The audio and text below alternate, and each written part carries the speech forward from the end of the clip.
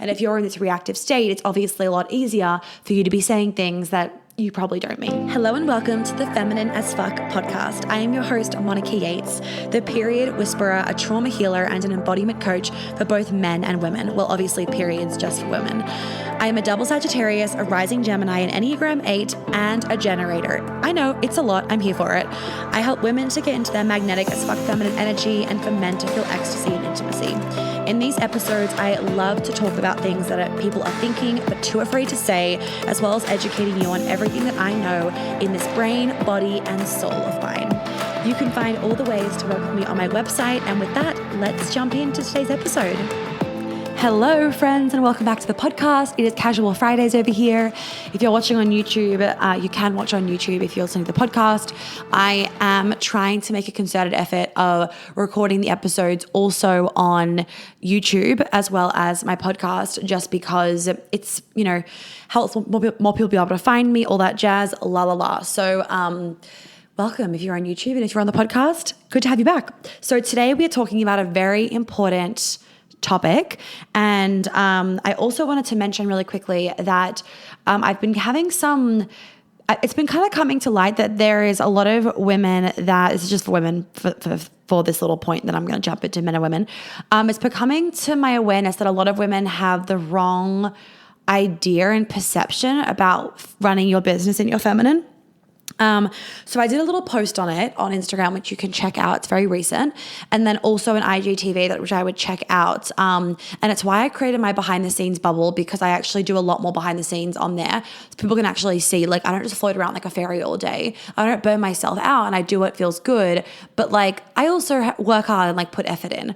I just feel like a lot of people these days, they just look at these Instagram business women and they seem to float around and dance around and be always in their feminine, or this perception of the feminine, and then these women that are my clients or whatever are like, oh, I thought that was feminine business, and I'm like, okay, there's just some confusion. So anyway, go watch that IGTV. I'll link it below. Go look at the post. I'll link it below, and it will all make sense to you. Anyway, so today we are talking about how your inner child wounds play out in your relationships. And I fucking love this. And I want to preface, it is for men and women, this episode. And if you also work in any kind of environment with other people, your inner child wounds can also play out in your workplace. It's in any relationship. I'm going to talk predominantly romantic relationships today, but it honestly can be playing out in any relationship, whether it is a workplace relationship or whether it is a romantic relationship. It plays out in both scenarios. And honestly, I feel like it is one of the reasons, it's definitely a really big reason as to why so many people's relationships fails, or they don't feel like they're happy in their relationships, or they feel like they really struggle with their communication and everything. It's honestly because of a lack of self-awareness. The more that I've become self-aware and the more that I know my behavior patterns and what frustrates me next month, the better I can communicate that. Even to my team, if I'm having one of those kind of weeks where I'm just a little bit on edge and I'm just kind of a bit tired and frustrated with things, I know how to communicate that to them, because I can feel that within myself, and I can tell them exactly what I need and how I need support. They do that, and it's amazing. I'll just I've had to say this before of I told Sarah a month ago, whenever I'm the workload's a lot, the calendar is full, always prioritize personal stuff over business stuff. And she didn't know that. And she was like, okay, great. Thank you for telling me. And so it's been amazing, because now every time that I finish work, my whole apartment is tidy. She's unpacked everything for me. The dogs are dealt with. She's walked the dogs. She's done all the personal things. My laundry has been folded if she's needed to. She's run the errands that she's had to. She's done the stuff on social media, all that jazz that has had to be done. And she'll always prioritize personal stuff. And I had to explain that to her, because I know myself well enough where I realized that after a big day, if personal tasks weren't done, that would actually cause me more stress than if business tasks weren't done, just because of where I'm at, and my business will always run smoothly. If something doesn't get done, no one's going to fucking die. I don't care. But when it comes to my personal life, it's a different story. So let's jump in, and I'm going to be talking about a few of the common kind of inner child wounds and how they play out. I'm not going to be telling you how to fix them, because my modalities are not to be shared over a free resource, and also because you can't just take yourself through it. It's unethical, it's immoral, and I like to be paid for it. So the end. Okay, so the first one is the way in which you communicate during a fight. So there is the respond, or there is the react kind of reaction or response. When a fight is happening or when something is pissing you off about a person, the way that you respond or the way that you react shows your inner child wounds your inner child's wounds / what you've healed, what you're triggered by, your self-awareness, X, Y, and Z. So I used to be so fucking reactive, and I would get myself into relationships with men where, actually not all of my exes, but before I did any healing work on myself, all my boyfriends besides one was very reactive, but I was also very reactive. So it would just be like a fucking explosion, right? It was all that would happen. One of them was a bit of a mute. So that was kind of another extreme where I could just walk all over him. So also not the vibe. Now that does not happen at all for obvious reasons. Anyway, so what happens is in a fight, if you're being triggered by something, whether it's like you don't feel loved or whether it's you're not feeling listened to, or whether you're feeling like something is wrong with you, or you're being wrongly accused, or you're feeling misunderstood, like whatever the trigger is that comes up, if you haven't healed that trigger, you are going to go into a react response, and that's going to cause more issues in the relationship. It's going to cause everyone to get fucking defensive. It's going to cause no one to feel loved. It's going to cause you to actually get more, it's going to cause you to feel more insecurity and unsafety in your relationship. And it's also going to cause your partner to feel the same. And this relates to both men and women. Both men and women get triggered. Both men and women have their inner child wounds. They're often slightly different inner child wounds. Like, for example, I would say a universal one is I'm not enough. Is a very universal one. And then there are more that are like slightly skewed towards men that are, more prevalent, and then towards women. Like you guys asked me once before about the attachment styles podcast that I did. Is it more common for men to be avoidant or anxious and vice versa? And I say it's more common for a man to be avoidant than for a man to be anxiously attached, just because of their biology. And then it's more common for us to be anxiously attached, as in women, than avoidantly attached. That doesn't mean that it's everyone, because there's plenty of women that are avoidant and there's plenty of fucking men that are anxious. It's just as a general kind of consensus. So whatever you're getting reactive about, you're being triggered by, and there is a wound there that you get to heal. Nothing is wrong with you. Nothing is broken. You're not fucked in the head or anything like that. It's just an opportunity for you to heal something. And it's not to say that your parents did a bad job raising you or anything, and maybe they did, which that's happened, right? It's actually just to say that you want to cultivate self-awareness so that you can have better relationships. And I really want to emphasize this, because the depth and the yumminess of your relationships is not just about your romantic relationships. It is also about your relationships at work. Like, me being self-aware allows me to be a great boss. It allows me to communicate my needs. It allows me to communicate with my team what I'm feeling this week, or what I don't want to do, or what I do want to do. It allows me to put my foot down. It allows for them to also know me, because I can share, like, by the way, when you can sense X, Y, and Z, like, this is what's happening for me and I need you to do A, B, and C. And the same applies in a relationship. Like, you also can be communicating to them, by the way, when you sense A, B, C, it means I need X, Y, and Z. But so many people just don't even know themselves, because they're fucking egotistical is what they are most of the time.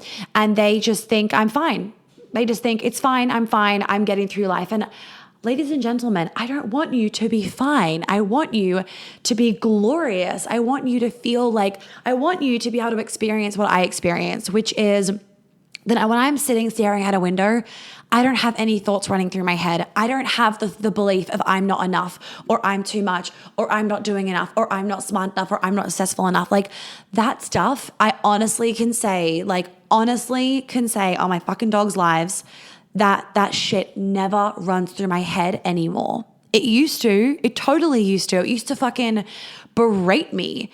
And now it does not run through my head anymore. Like, last night we were out for dinner, and we were at a really nice steak restaurant, and I was just staring into space. I was getting really fucking tired. And I was just staring, and he was like, what's going through your head? And I was like, I'm just looking at the way that they are putting that tablecloth on. It's very meditative.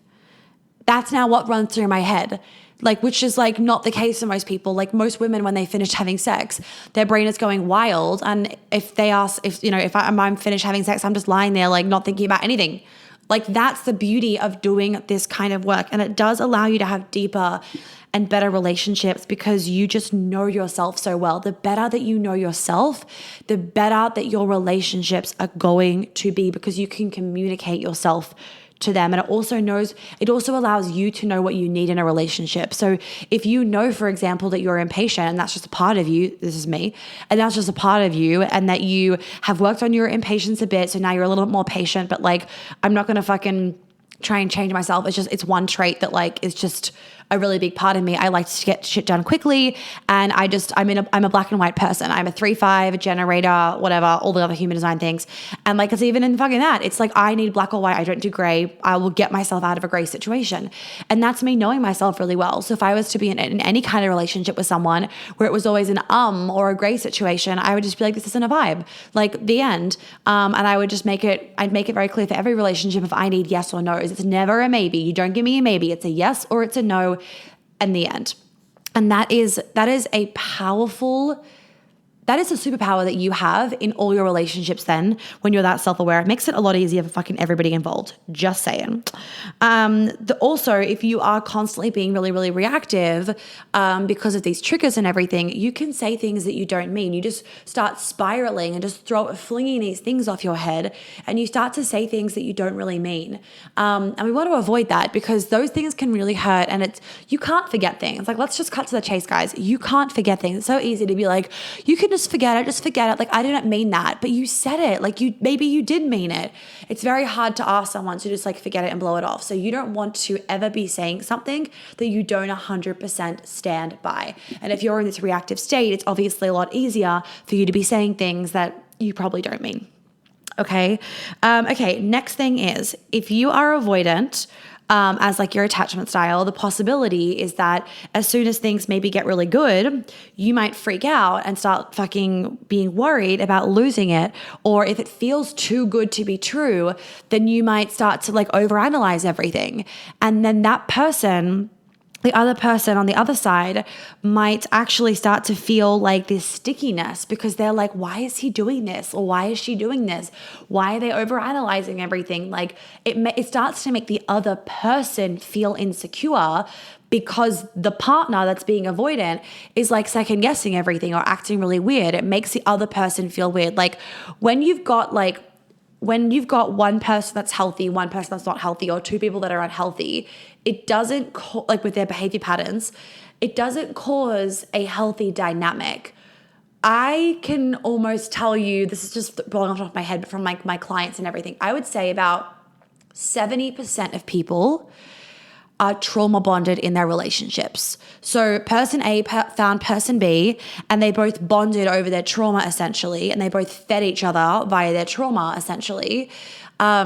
And they have stuck together, and they're not deeply, deeply, deeply happy, but the thought of not being with that person brings up their trauma, so they just stick with the person. And that's not what we want when it comes to romantic relationships. We want to be in these relationships that makes us grow, that make us feel expanded, that feel juicy, that feel electric, that feel exciting, that feel like we have to be a better version of ourselves. They're the kind of relationships that I'm assuming most of us want to be in. And so it's really important that you have done the work on yourself, so you're not causing and projecting the other person to be feeling this stickiness or to start second guessing things. Like, if you can show up with healthy behavior, generally speaking, the other person, it's going to help the other person to also show up in a little bit of a healthier way as well. I'm not saying it always works, but I'm saying that, like, if you can be a good influence, it's generally going to create a safer environment for the other person too. And you don't want to create this stickiness. You don't want to create this dynamic where, you know, if you're being avoidant and you're like, oh, I'm just going to like freak out and leave, it creates this like weirdness, and that sticks with people. It creates stickiness in the energy between you two, which can really fuck shit up. It can cause the relationship to crumble, because it can cause the other person to feel resentment for your lack of ability to communicate or whatever. Or it can cause the other person to feel resentment because you kind of broken the trust in them or whatnot. So also healing your attachment styles is a really, really important thing to do. For women, in my Feminist Fuck bundle, you can get a masterclass on healing your attachment styles. And then there's also the podcast about it. For my men, we're going to be doing this in my new program called The Man, which I'm so excited about. I think I'm going to start talking about it when this podcast comes out. So yay. I feel like it's been such a fucking work in progress, and a long time coming and whatnot, but it came through. I'm really excited about it. This first round will start next year, but you can enroll now. The enrollment period is this year only, and then we'll start the group calls next year, but you'll get like some pre-work and everything to do over the Christmas period, some books to read, some podcasts to listen to, X, Y, and Z, to kind of like just build a bit of a foundation for you to feel like, good about what we're about to dive into. This will be the only round though at this price, and it'll be doubling the next round. So, cause they're kind of like, it's like a beta round and whatnot. So if you feel like you want to join this round, there's only 10 spaces. The next round will be double, and I don't actually think the next round will have the one-on-ones either, and it may not even be live. So just an FYI on that. The next round might not be live, and it might not have one-on-ones in there. So haven't decided on that. We'll see what happens. But as a rule of thumb, you should always join, the round that you feel like called to. And if you feel like, oh, I want to do this round, then I would join. Okay, moving on. So the next thing is, let's say, for example, you're in a child wound, or one of them. You don't ever just have one. You have multiple, just FYI. Let's say one of your inner child wounds is that you didn't feel loved as a child. Then what can happen is that you might actually feel love off work, right? So you then put in a shitload of time and effort and money and resources into your job, and then your relationship starts to die, because the reality is that you need to invest time and resources and money and love and energy and all that stuff into your romantic relationship as well. So if you're only working all the time, it will cause your romantic relationship to also kind of die away a little bit, or it will cause it to be affected, or it will cause resentment to happen, or it will cause something not ideal. So if you are working to get something like love or validation or safety or whatever, you are outsourcing your power, and you will never feel loved. You will never feel enough. You will never feel safe enough by your job. I promise that. You can never actually get that from another person. Like, if you weren't given it when you were a child, if you try and get it off somebody else or off another situation, it'll be an endless battle. The only way that you can get that feeling met is actually when you heal it inside of yourself. So it's really important. So for those of you men that are working way too hard, that are not prioritizing your relationships, friendships, romantic relationships, work relationships, you need to fix that, because it will come to bite you in the ass. You will be fucking lonely. You will regret it, and you will be miserable. The lone wolf is not a vibe. Like, men need community, especially in this day and age. I know that in the caveman days, you guys didn't need community as much, but with all of the pressures that you guys have on you, you need community just as much as women do. So for the men out there, like, another opportunity, another reason why you should join the man is if you don't have a fucking male community, if you don't feel like you've got brothers that are pushing you and supporting you to be the best fucking man, and you're not feeling motivated to be the best fucking man, this is an environment that's going to do it for you. I know you might be like, but you're a woman, and that's the best reason to fucking join it, because so many of you just want to understand women, and half the reason why you're exhausted by it all is because you don't understand women. And so for a woman to be able to reflect this to you and to be able to teach you about women and about how to be a better man, it's actually more motivating if you think about it, because men are motivated by like, one of the big motivators is, I want to be a better man for her, right? So if a woman is standing in front of you, aka me, being like, you need to be a better man, this is what you need to do, you're going to be more motivated than if another man says it to you. Just saying. Okay. Okay. So yeah, if you didn't feel loved, you might put too much work in, too much time into your job, or like your passion or your purpose. Now, obviously we all have seasons. There might be a season where you're doing it, but just be mindful of, is it negatively affecting my relationship? Because have a conversation with your partner. But for a lot of women, we don't need 5 hours of your time. We just want 10 minutes of like undivided fucking love and attention and affection. Women want attention. The feminine wants fucking attention. We want communication, and we want all of the eyes on us. If you gave us 10 minutes of that and then you went back to work for 3 hours, we'd be fucking happy. But if you gave us a half-assed effort for 3 hours because your brain's elsewhere, you're taking work calls, we're not fucking happy. It's honestly about those boundaries. It's about communication. Like if you said to your wife or your girlfriend, babe, I'm going to give you 10 minutes and then I have to go work for 3 hours. We'd be like, cool. Because we know what to expect. Our feminine can relax because the masculine, right, the masculine logic has told us this is the plan, so we don't have to wonder. The wondering can cause a lot of pain for the feminine because we get a lot of safety off the masculine. So when the masculine is giving us like an unknown situation, it causes our head to freak out and our body to freak out. So if you just gave very clear like time slots, it would make her relax. I guarantee that. Okay. Next thing, eating disorders, men and women. Eating disorders can create so much tension and anxiety in relationships for both parties because what if I don't cook this right for her? What if there's just too many calories for him? What if we go on a holiday and there's not a gym that's good enough for him? I want to go out to dinner, but he's not going to eat the ice cream because it's going to like fuck his macros or blah, blah, blah. Now, obviously, if both of you care a lot about, I don't know, health and you want to do your macros together, whatever, it's fine.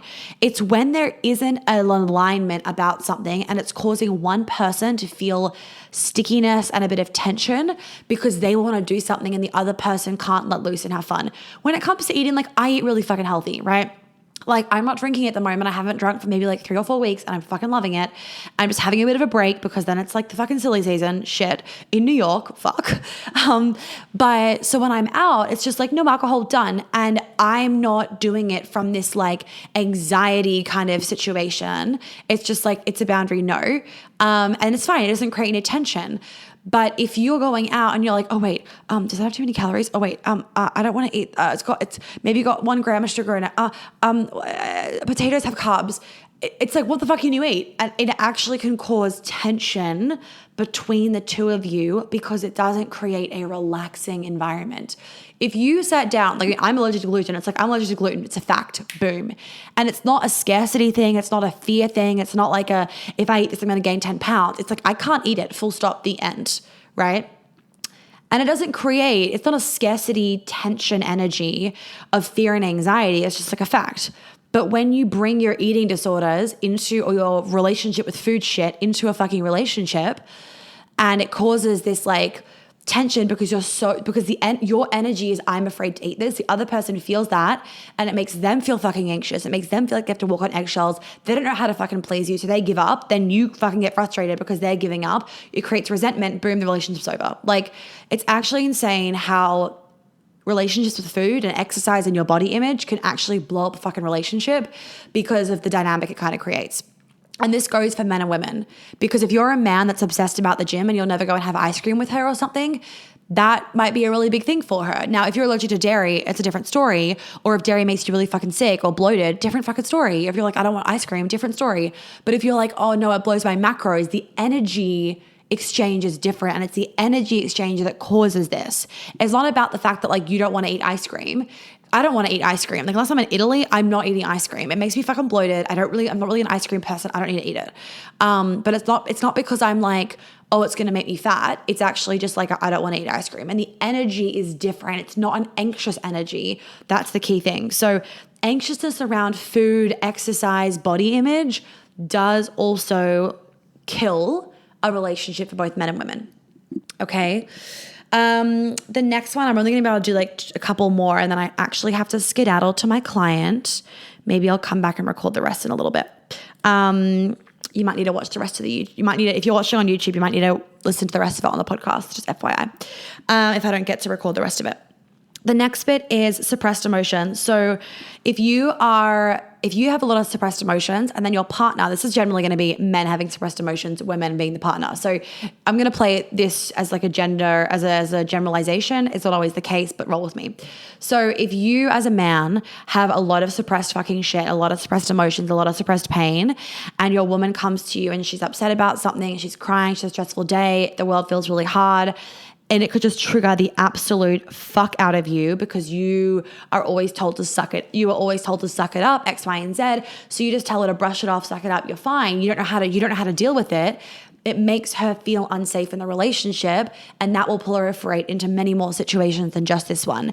The key thing is with all of this, guys, it's not just one little thing. It rolls on, it keeps going. And it's that like continuing flow-on effect that actually causes the problems in the long term, if that makes sense.